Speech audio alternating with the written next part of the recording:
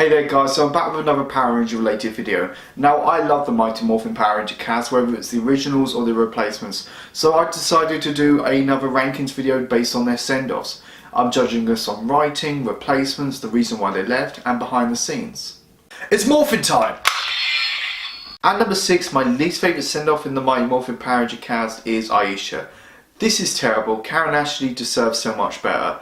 Basically, from what I read online, Karen Ashley wanted to move on and Saban was okay with that. After a week off, she read the new script and she found out she wasn't present. She was replaced by a child. Basically, what happened is the Rangers turned into kids and they have to go find pieces of the Zeo crystal. So she was replaced by a child actress. This really sucks because Karen Ashley offered to move on screen, but Saban was like, nah, we're alright. At that time, Saban didn't really care about their cast, they just wanted to focus on their show. Now, I loved Ayesha throughout the series, especially in Series 3.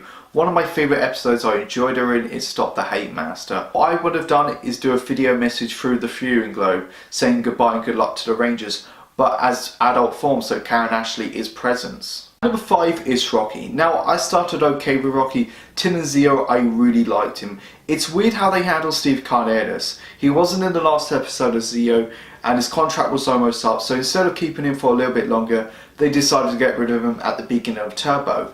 In the show, Rocky damages his back, so he's unable to become the Blue Turbo Ranger. Rocky damages his back, I'm okay with, but replacing him with Justin didn't really make sense. Was Sordon desperate for another Ranger, or did Justin bribe Rocky to become his replacement, otherwise he'll tell everyone the Rangers' identities? Number 4 is Jason, Sack and Trinity. We all know the story. Austin St. John, Walter Jones and Tree Chung wanted more money, but Saban refused, so they walked off during filming. So they had to reuse footage, keep the Rangers in the suits and find replacements. It's just one of those things, but at least Jason came back in Zeo.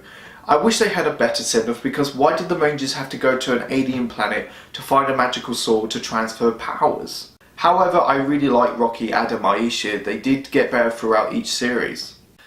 At number 3 is Tommy, Adam and Catherine. At this point of Power Rangers, it was time to move on and get some fresh faces, which was a good thing because the second half of Turbo was decent. The plot in passing the torch where the Rangers have limited time to defeat a monster makes no sense. Why? And also there was no kind of build up on establishment that the Rangers were going to leave. However, I loved the second half of the Turbo cast and I liked how the Rangers get to choose their own replacements. At number 2 is Billy. Now, it's unfortunate why David Yost walked out the show and I'm not going into details, but how they wrote Billy out, I really liked. Billy is just such a great Ranger, arguably my favourite Blue Ranger and such a crucial part to the team, Ranger or not. And how he was blended with the Rangers of Aquitar was nicely handled. Throughout the CEO, we get to see him become more distant to the team and want to get out of his comfort zone. So the decision of selling on Aquitar and pursuing his relationship with Celestia, I really liked, because throughout the series we never found a place for Billy. He normally just does his own thing or just help the Rangers. So I'm really happy that he found a place that he belongs and he found someone to have a relationship with. And the short montage at the credits was the cherry on top. At number 1, my favourite departure is Kimberly. It's no surprise there, it really ticks all the boxes.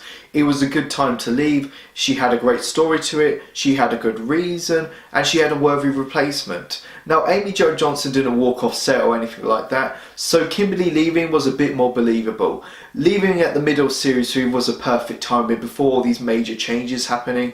Different Shade of Pink is such a great story, I highly recommend you go check it out. And the reason why she left, so she can go to Florida and compete in the Penn Global Games, makes perfect sense because gymnastics is such a passion to her. We all knew this since the first episode and Day of the Dumpster.